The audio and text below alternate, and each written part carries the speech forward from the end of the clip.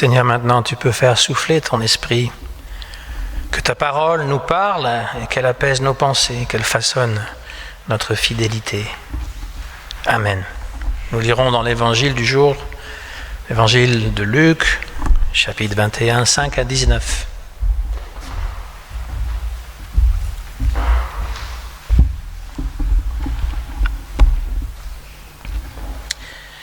Comme quelques-uns parlaient des belles pierres et des offrandes qui faisaient l'ornement du temple, Jésus dit : « Les jours viendront où, de ce que vous voyez, il ne restera pas pierre sur pierre qui ne soit renversée. » Ils lui demandèrent : « Maître, quand donc cela arrivera-t-il ? Et à quel signe connaîtra-t-on que ces choses vont arriver ? » Jésus répondit : « Prenez garde que vous ne soyez séduits, car plusieurs viendront sous mon nom, disant : c'est moi, et le temps approche. Ne les suivez pas. Quand vous entendrez parler de guerre et de soulèvement, ne soyez pas effrayés, car il faut que ces choses arrivent premièrement. Mais ce ne sera pas sitôt la fin. » Alors il leur dit : « Une nation s'élèvera contre une nation, et un royaume contre un royaume. Il y aura de grands tremblements de terre et, en divers lieux, des pestes et des famines. Il y aura des phénomènes terribles et de grands signes dans le ciel. Mais avant tout cela, on mettra la main sur vous et l'on vous persécutera. On vous livrera aux synagogues, on vous jettera en prison, on vous mènera devant les rois et devant les gouverneurs à cause de mon nom. Cela vous arrivera pour que vous serviez de témoignage. Mettez-vous donc dans l'esprit de ne pas préméditer votre défense, car je vous donnerai une bouche et une sagesse à laquelle tous vos adversaires ne pourront résister ou contredire. Vous serez livrés même par vos parents, par vos frères, par vos proches et par vos amis, et ils feront mourir plusieurs d'entre vous. Vous serez haïs de tous à cause de mon nom, mais il ne se perdra pas un cheveu de votre tête. Par votre persévérance, vous sauverez vos âmes. » Ô Seigneur, sanctifie-nous par ta vérité, car ta parole est vérité.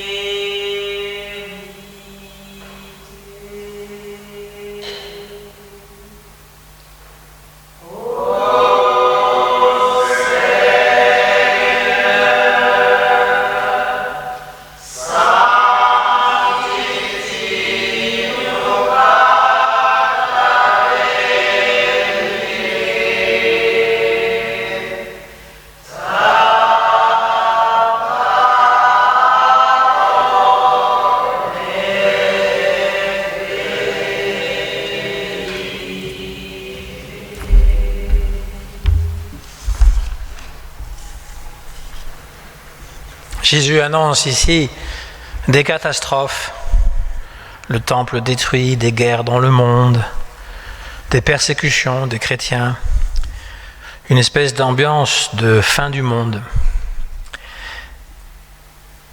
Donc déjà le temple, là ils sont à Jérusalem et certains disciples sont en train de montrer la beauté du deuxième temple qui a été construit.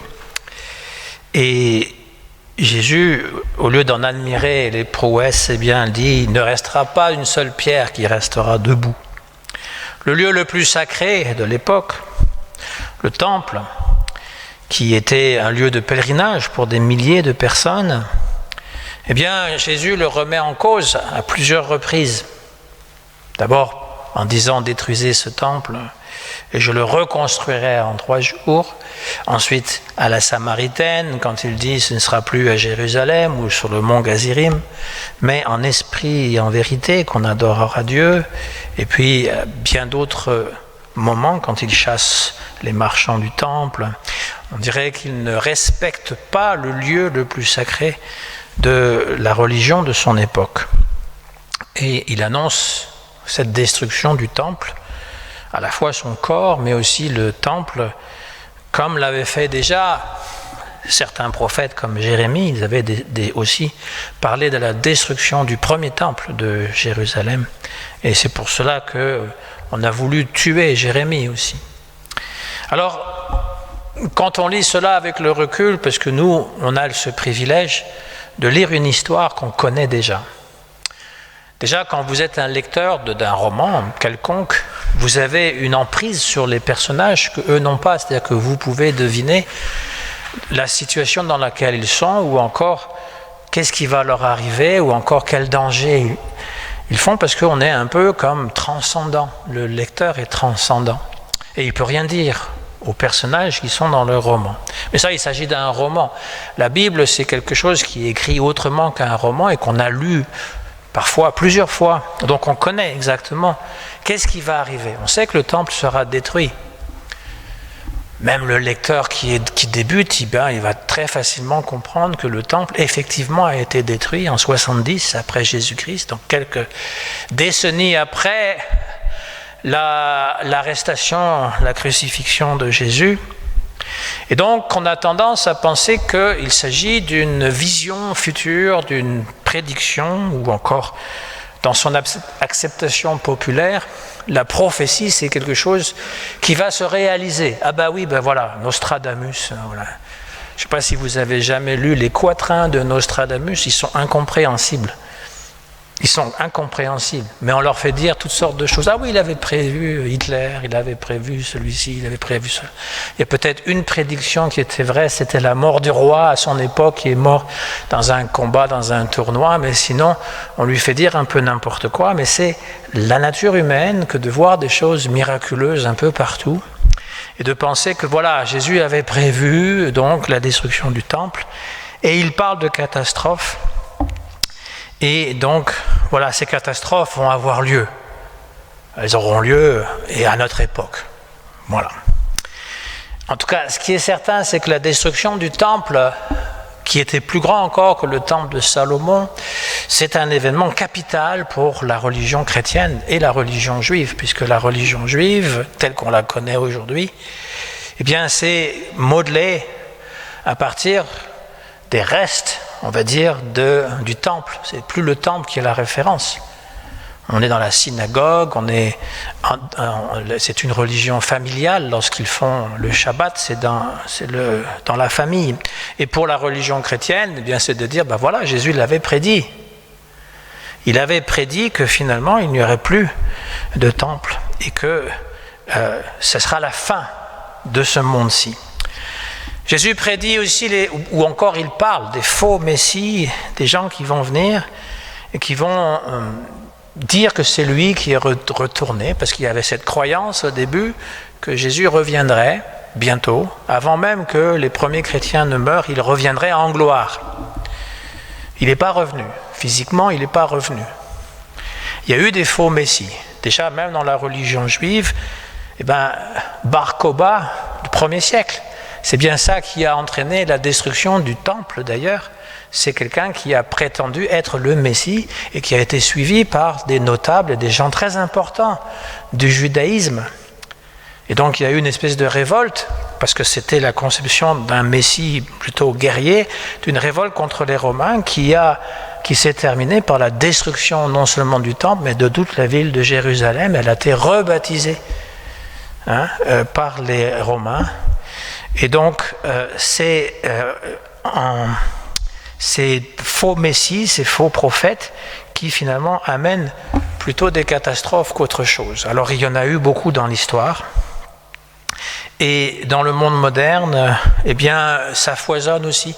Une raison très simple, c'est qu'en fait, si vous vous prétendez être un inspiré de Dieu, un prophète, alors c'est assez particulier en Afrique, hein, vous regardez parfois comment les gens s'appellent là-bas, prophètes, je ne sais plus, apôtres, enfin ils se donnent des titres tout seuls, ils se donnent des titres tout seuls, des titres bien ronflants qui ne veulent rien dire. Et puis, ils annoncent toutes sortes de choses abracadabrantes. Alors, ce n'est pas qu'en Afrique, hein, vous rassurez, hein, je ne sais pas pointer du doigt les quelques paroissiens qui viendraient de ce continent-là, mais c'est simplement pour dire que la religion, parfois, verse un peu dans le délire. Mais ça rapporte aussi beaucoup d'argent. Les pasteurs très charismatiques qui sont millionnaires, que ce soit aux États-Unis, que ce soit en Afrique, que ce soit dans beaucoup de pays, eh bien, ça existe. Et donc, il y a de nombreux faux messies, de nombreux faux gourous qui foisonnent partout. Ensuite, les guerres. Les guerres et les rumeurs de guerre. Clausewitz, qui était un militaire, disait la guerre, c'est de la politique, simplement par d'autres moyens. Ce n'est que de la politique, rien d'autre. Ça n'a jamais été autre chose que de la politique. On nous fait toujours miroiter le fait que les méchants, c'est les autres. On représente le bien, l'humanisme, la liberté, on est prêt à se sacrifier pour eux. Mais en fait, tout ce que c'est de l'argent. Vous voulez investir dans une valeur sûre? Investissez dans les armements. C'est une valeur qui ne descendra jamais. Investissez dans les armes.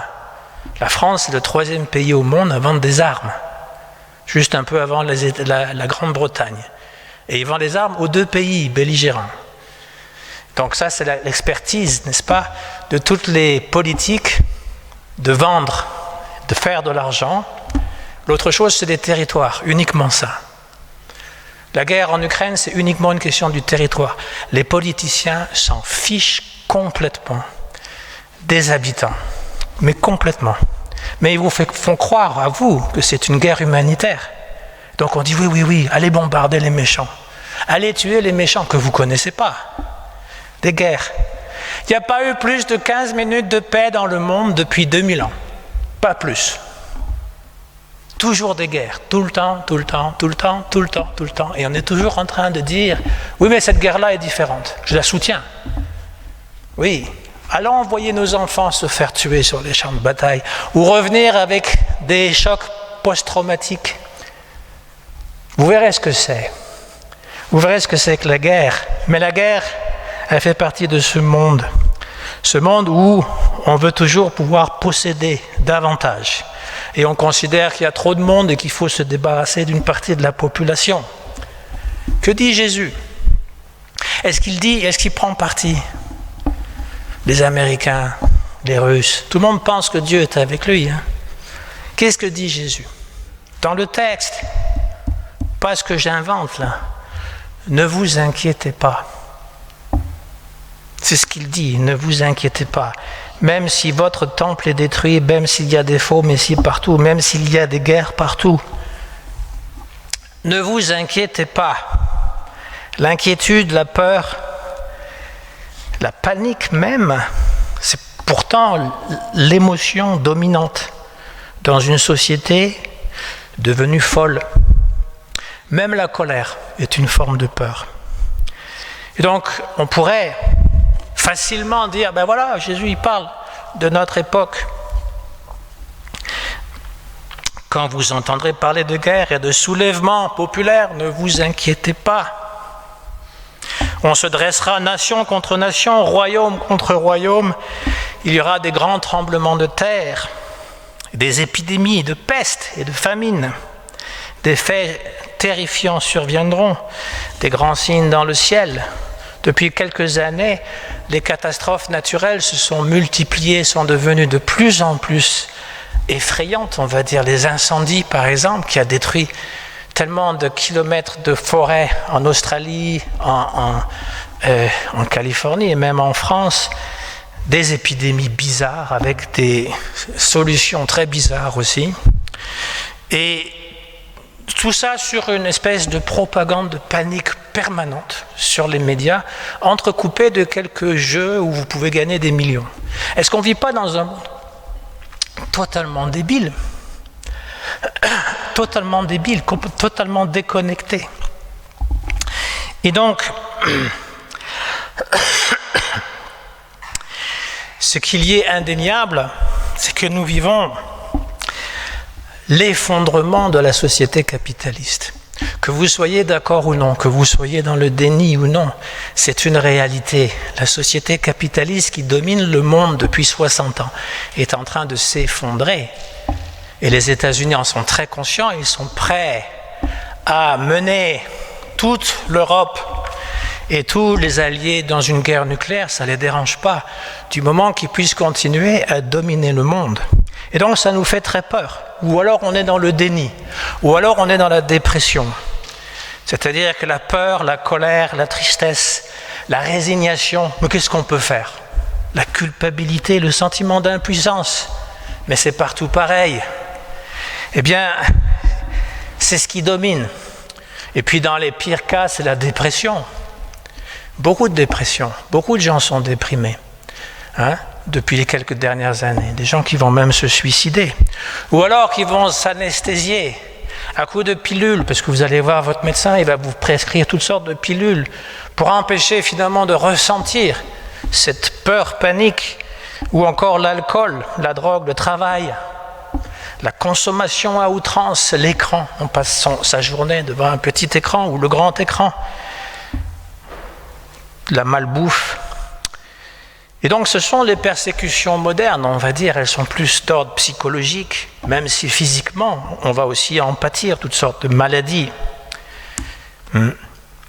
Les premiers chrétiens ont tous été persécutés, morts, martyrs, tous les apôtres sont morts, martyrs. Le seul qui n'est pas mort, martyr, c'est Jean, il a été exilé sur l'île de Patmos, sinon Paul et Pierre et Jacques, ils ont tous été exécutés, décapités, crucifiés.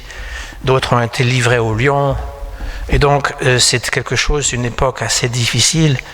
Et le Christ n'est pas revenu. Il n'est pas venu pour les empêcher de mourir. Et au Moyen-Âge, où il y a eu aussi beaucoup de choses difficiles, eh bien, le Christ n'est pas revenu, du moins physiquement, ni pendant les croisades.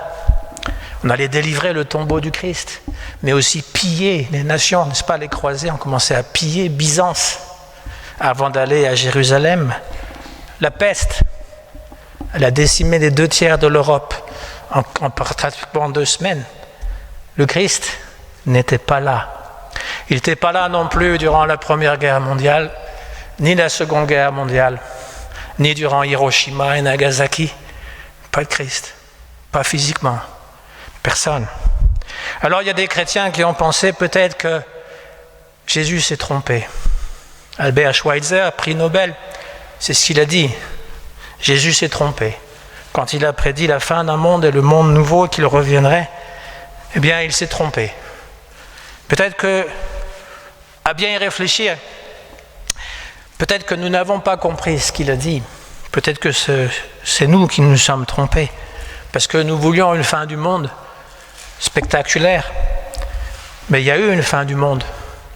Rome était dans la même situation que nous. Les jeux de cirque, la décadence, les perversions, les complots entre les politiciens pour se faire assassiner les uns les autres. Et Rome, eh bien, s'est christianisé. Cette Rome qui était barbare a complètement disparu. Donc les nations aussi disparaissent. Les grandes nations comme la Grèce, comme l'Égypte, eh bien, disparaissent. Et avant que ce soit les États-Unis qui dominent le monde, c'était la Grande-Bretagne avant la guerre, avant la Seconde Guerre mondiale. Donc les nations aussi périssent. Et nous avons très peur de ça. Pourquoi nous avons peur? Parce que nous avons peur de perdre tout notre privilège. Pour pouvoir vivre notre petite vie d'occidentaux paisible, il nous faut 40 esclaves dans le monde. Ça, c'est ce qu'on estime. 40 personnes qui vont trimer, à ramasser, à couper de la canne à sucre pour 1 euro par jour, ou à fournir votre café, ou à fournir tous vos besoins, tout ce que vous avez besoin. Et ça, on a peur de le perdre. On ne sait pas qu'il y a 40 personnes qui travaillent pour nous, des esclaves. Ça ne nous consomme pas trop, mais on ne veut pas perdre nos privilèges de surconsommateurs. Et pourtant, c'est bien ce que la religion chrétienne nous invite à faire, à mourir. C'est vrai. La croix, elle est vide. Hein? Jésus, il n'est pas sur la croix, tant mieux. Pourquoi est-ce qu'il faut qu'il reste sur la croix? Je n'ai jamais compris pourquoi on veut toujours le garder sur la croix. Jésus, il est ressuscité. Il n'est pas sur la croix, mais il est mort sur la croix. Et il nous invite à faire la même chose. Il faut mourir à cette espèce de monde en folie, à cette espèce de monde injuste, profondément cruel, profondément exploitateur. Il faut mourir et accepter de le faire pour pouvoir renaître. Ce n'est pas l'Internet qui va vous sauver. Vous avez 1 million d'amis sur Facebook, bravo. Ce n'est pas des vrais amis. Je suis désolé de vous le dire. Peut-être que vous le saviez déjà. Ce n'est pas des vrais amis. La preuve, c'est que dites ce que vous pensez sur Internet. Vous allez voir ce qui va vous arriver. Vous allez tout de suite devenir la personne qu'il faut dévorer. Et donc, les vrais amis, c'est des gens qu'on rencontre physiquement, avec qui on peut discuter, avec qui on peut partager quelque chose. Et c'est ça qu'il faut retrouver dans cette société matérialiste. Il faut retrouver cette solidarité. Il faut retrouver aussi le sentiment qu'on peut ne pas aller bien. C'est tout à fait pertinent de dire « je ne vais pas bien ». Et j'aimerais que quelqu'un puisse m'écouter. Au lieu de toujours prétendre que tout va bien, tout roule, tout est beau, parce que c'est là le dictat de la société qu'il faut toujours être au top, toujours sourire, jamais se plaindre, mourir, mais en secret, tout seul. Vous n'y arriverez jamais. Vous n'arriverez jamais tout seul. Celui qui persévère jusqu'au bout sera sauvé. On n'a pas besoin d'attendre la vie prochaine. On peut aussi découvrir ça aujourd'hui même. C'est-à-dire que les mouvements de solidarité sont aussi possibles dans les moments difficiles, mais pas juste dans les moments difficiles, dans tous les moments de notre vie. Et puis, ce que je dis toujours, c'est que vous pensez que vous pouvez vivre sans Dieu, que vous pouvez avoir le paradis sur terre sans Dieu. Ça, c'est l'image du monde moderne, occidental. C'est pas vrai. Vous ne pouvez pas être heureux. Vous ne pouvez pas. C'est pas possible. Le matérialisme qui nie l'existence de Dieu, qui nie l'existence d'une vie après la mort, qui nie l'âme, qui nie toutes les valeurs qui sont saines, eh bien ça donne ce que ça donne aujourd'hui. Un monde fou. Un monde de fous. Un monde où finalement, si vous n'êtes pas fou, vous n'êtes pas heureux. Et pour pouvoir renouer avec le Christ, sans avoir à penser que les choses qui sont décrites vont se passer. Elles se passent effectivement, et puis elles se sont toujours passées. Si vous pensez que Jésus est absent, Christ est absent, c'est parce que vous vivez cette mort de Dieu, et que Dieu doit être présent dans votre vie. Et il est présent à travers tous les gens qui font preuve de solidarité, qui persévèrent malgré tout, qui continuent à tendre la main, à aider les autres. Ce n'est pas quelque chose d'inutile, c'est quelque chose de très important. Et c'est un message qui vaut pour hier, qui vaut pour aujourd'hui, qui vaudra aussi pour demain. Où est le Christ? Il est là. Mais il faut pouvoir l'accueillir. Il est là parmi nos prochains. Il est là parmi tous ceux qui finalement sont restés pour laisser pour compte. Tous ces gens-là qui finalement ne demandent qu'un visage humain, qu'un peu d'humanité, qu'un peu de compassion, qu'on arrête de vénérer le Dieu argent, le Dieu réussite, le Dieu qui finalement écrase tout sur son passage simplement pour pouvoir avoir un tout petit peu de plaisir. Vous savez, on est tellement insignifiant dans ce monde. L'astronome Carl Sagan, il avait tellement une belle façon de parler. Il parlait de cette pâle point bleu dans l'univers qui est la Terre.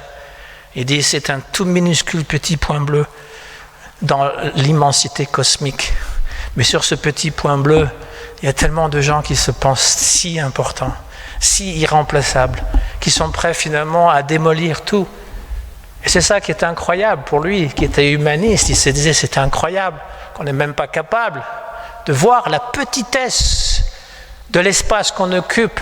Et c'est pareil aussi pour la vie. La durée de la vie, elle est tellement courte que finalement, on n'a rien d'autre à faire que d'essayer juste d'avoir un tout petit peu de plaisir au détriment des autres.